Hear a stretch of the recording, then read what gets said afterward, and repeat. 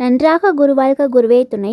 ஸ்ரீமத் சிவாக்கர தேசிக சுவாமிகளின் திருவடிகள் போற்றி போற்றி.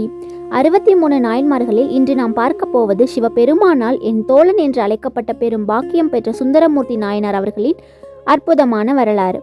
சுந்தரமூர்த்தி நாயனார் சோழ நாட்டில் உள்ள திருநாவலூர் என்னும் புனித தலத்தில் ஆதிசைவ மரபில் பிறந்தார். அவருடைய தந்தை சடையனார், தாயார் இசைஞானியார். இருவரும் சிவபெருமானின் மீது ஆழ்ந்த பக்தி கொண்டவர்கள். அவர்களின் இல்லத்திலேயே சுந்தரர் இறை நம்பிக்கையுடன் வளர்ந்தார்.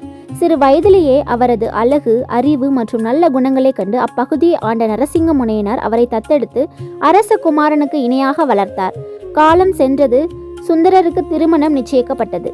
திருமணம் நடைபெறவிருந்த நேரத்தில் முதிய பிராமணர் ஒருவர் திருமண மண்டபத்திற்குள் வந்து, இந்த இளைஞன் என் அடிமை, இதற்கு என்னிடம் ஆதாரம் இருக்கிறது என்று ஓலைச்சுவடியை காட்டினார்.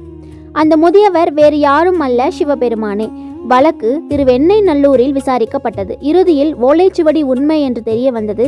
சுந்தரர் அந்த முதியவரை பின் தொடர்ந்து கோவிலுக்குள் சென்றார். அங்கே சிவபெருமான் தனது உண்மை திருக்கோலத்தில் காட்சியளித்தார். அப்போது சுந்தரர் மகிழ்வுடன் சிவபெருமானை பாடத் தொடங்கினார். அவரது முதல் தேவார பதிகம் பித்தா பிறைசூடி என்று தொடங்குகிறது. அதன் பிறகு சுந்தரர் பல சிவாலயங்களுக்குள் சென்று தேவார பதிகங்களை பாடி சைவ சமயத்தை பரப்பினார். திருவாரூரில் பரவையர் என்ற சிவபக்தியை திருமணம் செய்தார். பின்னர் திருவெற்றியூரில் சங்கிலியார் என்பவரை திருமணம் செய்தார். இந்த இரு திருமணங்களுக்கும் சிவபெருமானின் திருவுளத்தின்படியே நடந்தவை.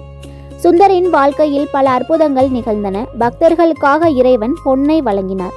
ஆற்றில் போட்ட பொன்னை வேறு இடத்தில் மீட்டுக் கொடுத்தார். கண் பார்வையை இழந்த சுந்தரருக்கு மீண்டும் பார்வை கிடைக்க அருள் செய்தார்.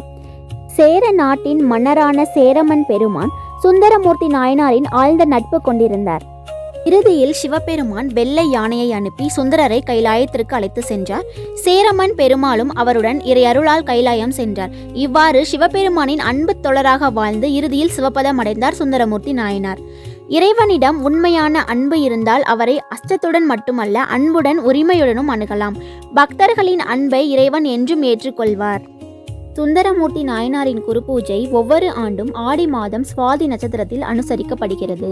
இந்த நாளில் சிவாலயங்களில் சிறப்பு அபிஷேகம், அலங்காரம், தீபாதரணி மற்றும் குருபூஜை வழிபாடுகள் நடைபெறுகின்றன. ஓம் நம சிவாயம். திருச்சிற்றம்பலம். நன்றாக குருவாழ்க குருவே துணை.